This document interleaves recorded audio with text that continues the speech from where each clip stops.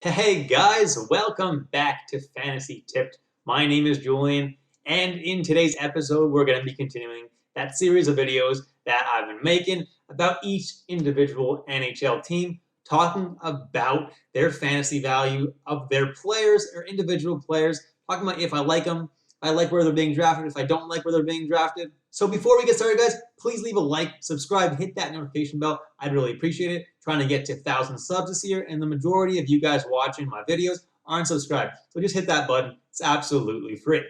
Without further ado, let's jump into the Los Angeles Kings' lines.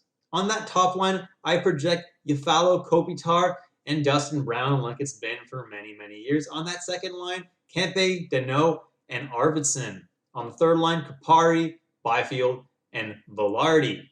On defense, you got Mikey Anderson, Doughty, Edler, Walker, Bjornfot, Roy, Petersen, and Quick on goals. All right, so now jumping into the LA Kings players, the top-ranked player in Yahoo Drafts is Anze Kopitar, who's being drafted at 96th overall in the majority of drafts. And do I like where he's being drafted? I don't hate it. I think where he's going is perfectly fine to where he's going to play, right? He's basically a point-per-game guy. And people being drafted around there are Taylor Hall, David Perron, Blake Wheeler. They're basically point-per-game guys as well. The thing is, the other guys that I just mentioned are not centermen, or at least they have other eligibility other than center, which makes them a little bit more value. You can get some pretty good centermen pretty late in the draft, which is why I'm not super high on Anze Kopitar in this range.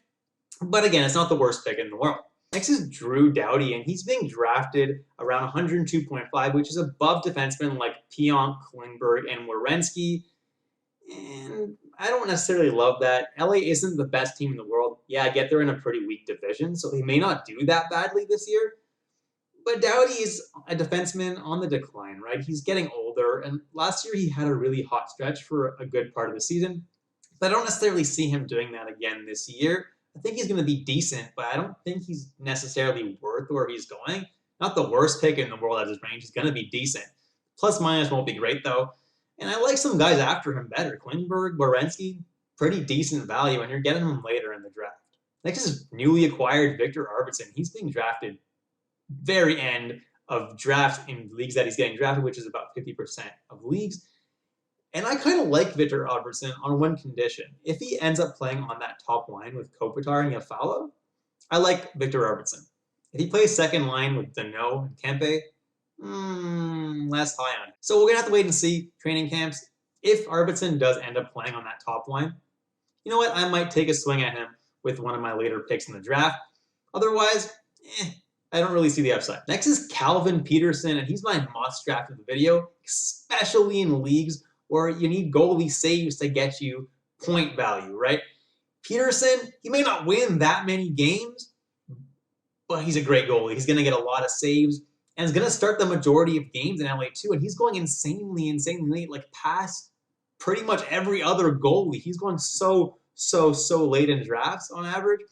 So if you need a goalie, you want a starting goalie who's going to get the majority of games, Petersen is a great option late in the draft as like a third goalie option, or in insanely deep leagues, a second goalie option. Next is Phil Danault, who signed with LA after playing his last few seasons with Montreal.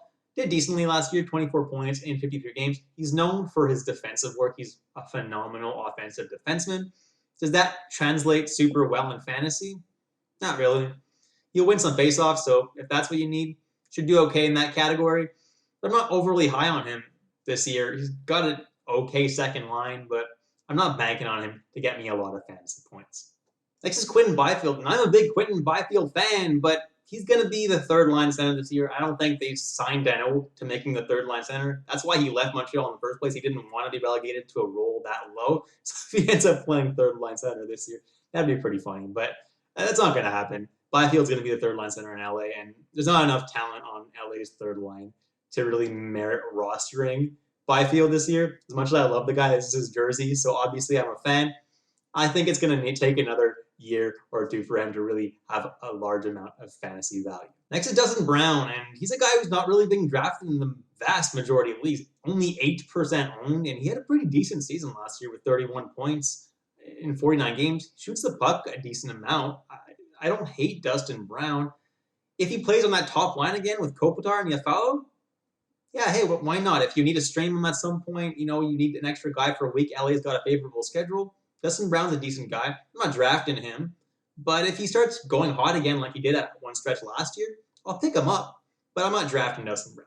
Next is Adrian Kempe. He's going to be playing second line with Danault and Arvidsson or Dustin Brown. And, he's always half decent. He had a pretty good season last year, but he's not someone I'm drafting either. I think Kempe's a pretty decent player.